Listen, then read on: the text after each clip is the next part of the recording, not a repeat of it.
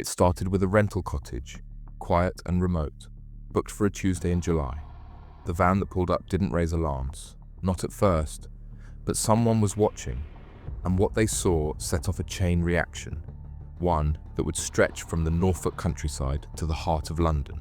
No names, no shouting, just quiet precision and something buried beneath it all. This is the story of a hidden network and how a single drop unraveled half a ton of cocaine. It was booked on the 16th of July, 2024, a small holiday in Marsham, Norfolk. Nothing unusual, just another short-term rental quietly reserved in the middle of summer. But the booking wasn't for rest. It was for cover. Locations like this were chosen for their discretion, distance, and the lack of passing foot traffic. Marsham fit the profile, remote, rural, and easy to overlook. Who booked it? That's one question. But what made it stand out that week was what arrived the next day, something worth millions. There were 4 of them, different backgrounds, different roles, but all connected by one purpose: moving high-purity cocaine into the UK and out into the streets of London. At the top was Bert de Jong, 59, a Dutch national. He wasn't based in the UK, but he didn't need to be. His role was cross-border, bringing in the shipments, keeping it quiet, and vanishing back across the channel. He used lorries, big vehicles with space to hide weight.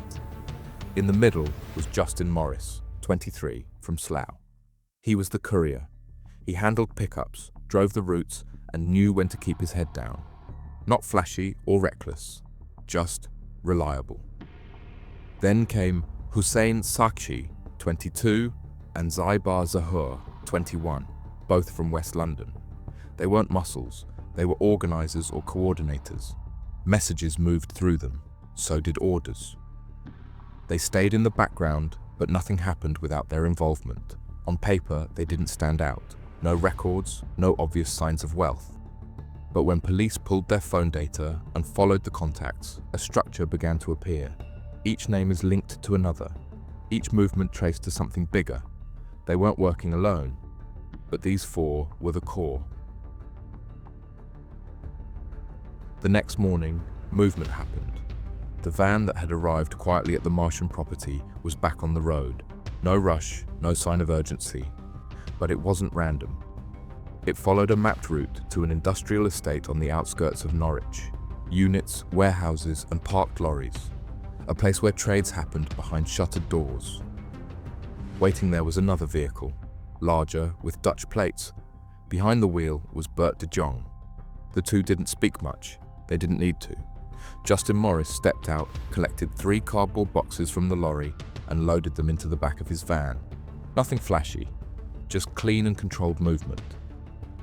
Then he drove off, back toward the holiday let. But they weren't alone. Detectives from the Met Specialist Crime South team had been tracking the pattern for weeks, watching handovers like this one, piecing together times, locations, and license plates. What they saw confirmed what they suspected. Another drop, another load. They let Morris leave. They haven't stopped him yet. Because watching the handover was one thing, but intercepting the cargo, seeing exactly what was being moved, that was what mattered next. They didn't stop him at the handover. They waited. Morris drove the van back toward the rented cottage, keeping to normal roads, making no effort to hide. To any other driver, he was just another van on a summer afternoon. But halfway back, officers made their move. The van was stopped. No raised voices, no sudden force. Just a calm, clinical intervention. They opened the rear doors. Inside, there was 3 cardboard boxes, unmarked and ordinary. But inside the boxes was a hidden layer, tightly fitted black plastic cladding. It wasn't sophisticated, but it was clear someone had put thought into hiding what was there. When the panels were pulled apart, the weight told its own story. Inside, 70 kilograms of high-purity cocaine with the street value between 1.75 million and 2.45 million pounds. And that was just this load. The officers had what they needed, not just suspicion, not just theory.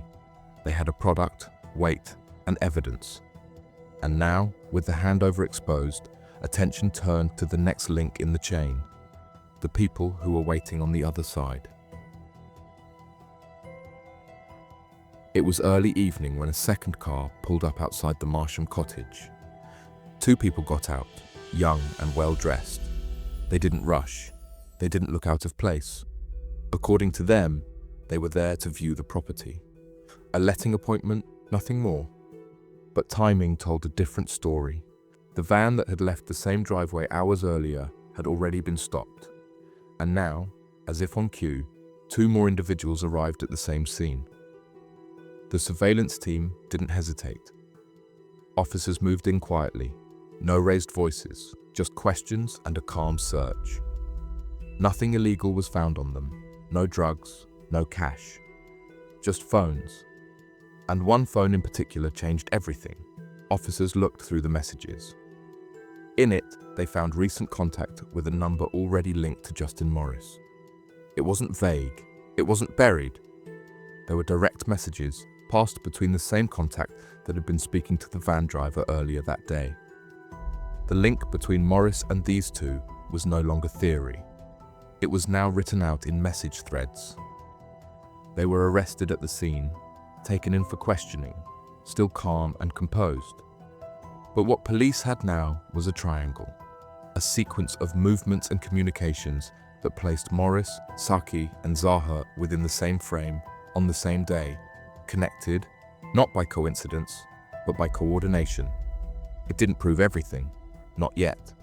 But in serious crime, timing is its own kind of evidence. And this timing couldn't be ignored. By the morning of July 18, 2024, the arrests were no longer just reactive, they were strategic. The three were formally charged within 24 hours. But there was still one name missing. The man who had handed off the boxes. The one who brought them across the border, Bert de Jong. It wasn't long before he came back. On 23rd of July, just 6 days after the handover, de Jong returned to the UK. This time, officers were waiting. He was stopped at the point of entry. No drugs were found on him, no physical packages. But his phone told a different story. Hidden among the messages was a pattern, short notes, digital signals sent after each drop. He called them tokens, sent to confirm delivery, each one timed within hours of a known handover. To investigators, it was enough. De Jong was arrested on the spot. He denied knowing what he'd transported, claimed he was just a driver. But the phone evidence showed a trail, not just involvement, but control. With all four now in custody, the investigation moved from fieldwork to analysis. Surveillance, messages, and movement were already mapped, but what police found next would confirm the scale. Not just what was seized, but what had passed through before anyone noticed. The cocaine drop in Marsham was the breakthrough, but it wasn't enough on its own. To secure conspiracy charges, detectives had to go further. They needed to prove this wasn't a one-time deal. They needed to show structure, repetition, and intent. So they went to the records. Phones were the first tool that can help them to map the entire history. Now phones were searched in more depth. Numbers were traced. Messages were recovered, even ones the suspects believed were deleted. Investigators connected the dots and built timelines. Step by step, the full picture of the network began to take shape. They found travel histories, de Jong's repeated crossings into the UK, always within days of movements from Morris and activity spikes on Saki's device. All this emerges as a pattern that we already discussed in how the whole operation works. Lorry to van, van to property, and then out. It wasn't loud, it wasn't messy, but it was deliberate.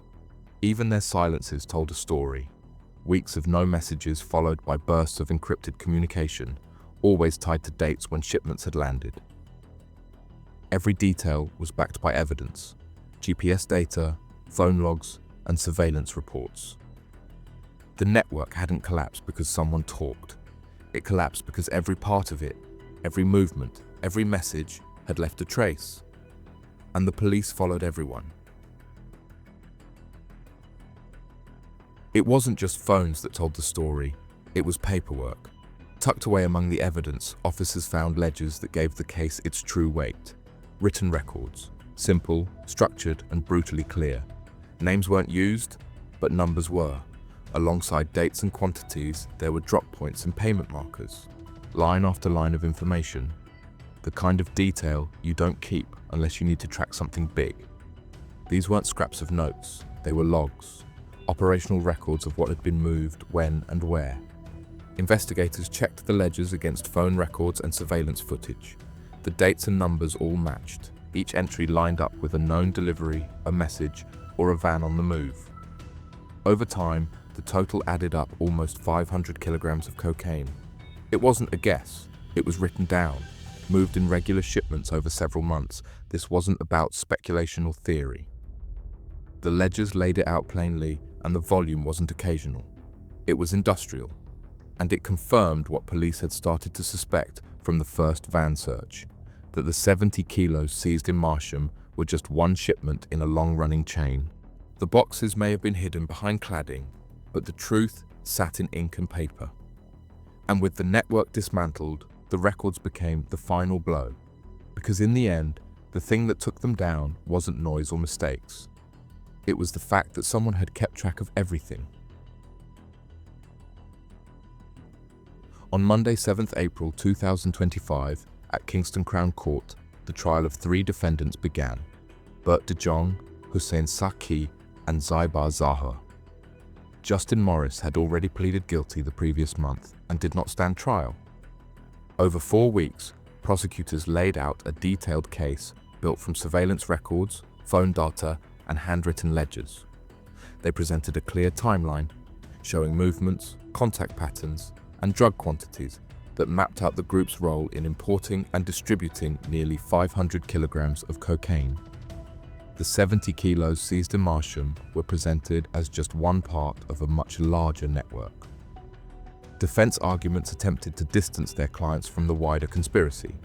De Jong claimed he didn't know what the boxes contained and argued he was simply making deliveries. Saki and Zahar denied any controlling role, suggesting their involvement was limited or circumstantial. But the weight of evidence, from shared contact numbers to coordinated movements, made the prosecution's case difficult to dispute. The jury returned unanimous verdicts. All 3 were found guilty of conspiracy to import and supply Class A drugs. Saki and Zahar were also convicted of a second count: conspiracy to supply cocaine. Sentencing followed on Monday, the 19th of May, 2025. Judge Commentary was brief but firm. He described the group as highly organized, deliberately discreet, and clearly motivated by profit. He said their actions had contributed to serious harm across London communities. Bert de Jong, 59, received the longest sentence, 15 years in prison. The court described him as the importer, the man who controlled the supply chain from outside the country. Hussein Saki, 22, was sentenced to 14 years. He played a central role in distribution, coordinating the movement of cocaine into London and acting as a key point of contact. Justin Morris, 23, who had transported the drugs and acted as the link between the lorry handovers and local distribution, was sentenced to 12 years and 6 months. Zaibar Zahar, 21, who prosecutors described as a trusted co-organizer and communicator within the group, received a sentence of 6 years and 10 months. The total, 47 years between them. What do you make of the sentences handed down in this case? Did the time fit the scale, or should it have gone further? For more stories like this one, real operations, real convictions, stay with us. There's always another case waiting to be uncovered.